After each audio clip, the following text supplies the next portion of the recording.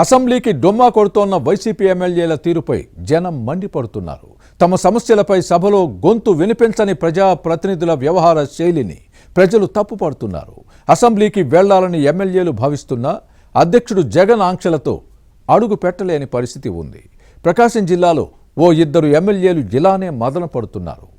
ఎవరా శాసనసభ్యులు, ఏ స్థానాలు? వైసీపీ ఎమ్మెల్యేలు అసెంబ్లీ సమావేశాలకు డుమ్మా కొట్టడం విమర్శలకు తావిస్తోంది. ఇలా చేయడం ప్రజాప్రతినిధులుగా తమ బాధ్యతలను విస్మరించడమే అవుతుంది. నియోజకవర్గ సమస్యలపై గళం విప్పకపోవడం ప్రజల విశ్వాసాన్ని వంచడమేననే వ్యాఖ్యలు వినిపిస్తున్నాయి. సభకు గైర్హాజరవటం ప్రభుత్వాన్ని నిలదీసే హక్కును కోల్పోతున్నారు. అసెంబ్లీకి వెళ్లకుండా బయట విమర్శలు చేయటం బాధ్యత రాహిత్యం అవుతుంది. ఎమ్మెల్యేలుగా ఉంటూ శాసనసభ సమావేశాలకు హాజరు కాకపోవడం చట్టసభలను అవమానించడమేననే విమర్శలు వస్తున్నాయి. కానీ వైసీపీ అధ్యక్షుడు జగన్ మూర్ఖపు పట్టుదల, మొండి వైఖరితో అసెంబ్లీలో అడుగు పెట్టలేకపోతున్నారు. ప్రతిపక్ష నేత హోదా ఇవ్వకపోతే అసెంబ్లీ సభకు హాజరు కాబోమన్న జగన్ వైఖరిపై శాసనసభ్యులు ఆగ్రహంగా ఉన్నారు. అధ్యక్షుడి తీరు సంకటంగా మారింది. ఈ క్రమంలోనే ఉమ్మడి ప్రకాశం జిల్లాలో ఇద్దరు వైసీపీ ఎమ్మెల్యేలపై రాజకీయ వర్గాల్లో చర్చ సాగుతోంది. 2024 ఎన్నికల్లో కూటమి హవాలోనూ కోట్లు కుమ్మరించి గెలిచారు.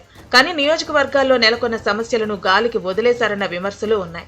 ఓట్లేసి గెలిపించిన జనం గొంతుగా అసెంబ్లీలో సమస్యలను వినిపించాల్సిన ఎమ్మెల్యేలు సభకు మొహం చాటేసి తాడేపల్లి ప్యాలెస్ చుట్టూ చక్కర్లు కొడుతున్నారు. త్వరలో శాసనసభ వర్షాకాల సమావేశాలు జరిగే అవకాశం ఉంది. ఈసారైనా ఇద్దరు ఎమ్మెల్యేలు అసెంబ్లీ గడప తొక్కుతారా లేదా అన్న చర్చ సాగుతోంది.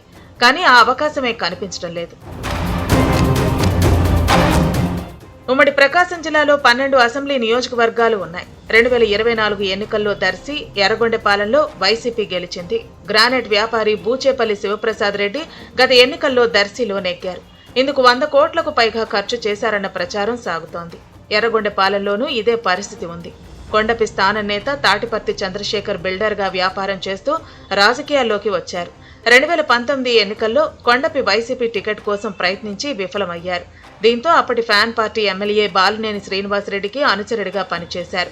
బాలినేని సిఫారసుతో తాటిపర్తి చంద్రశేఖర్ ఆశించిన కొండపి దక్కకపోయినా ఎర్రగొండెపాలెం వైసీపీ టికెట్ ఇచ్చింది పార్టీ నాయకత్వం.